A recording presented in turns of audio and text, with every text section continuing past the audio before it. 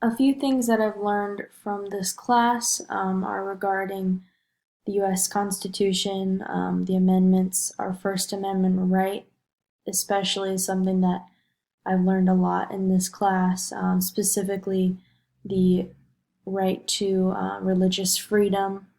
I actually didn't know that public schools weren't allowed to explicitly state um, a specific religion or allow the production of one or lack thereof.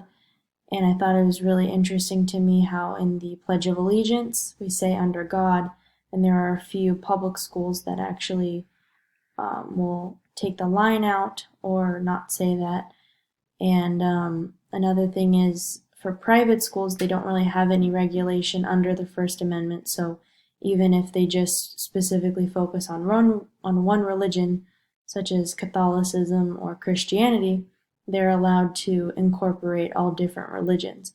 So I really think that's kind of interesting how on one side you're not allowed to bring it up at all, but on the other side you're allowed to incorporate many different religions into one place.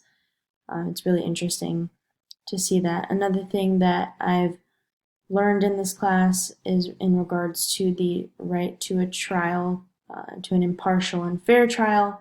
And a speedy trial is what it states in the Sixth Amendment. And what I think is really interesting is the impartiality factor.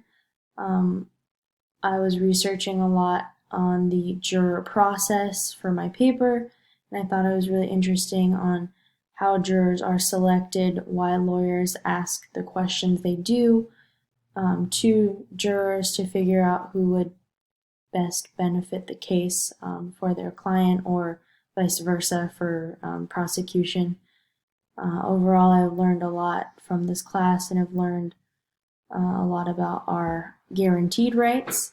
Also going into the Establishment Clause and the Commerce Clause and getting a better understanding of farming and the production of that, I think was really interesting in one discussion that we had as a class.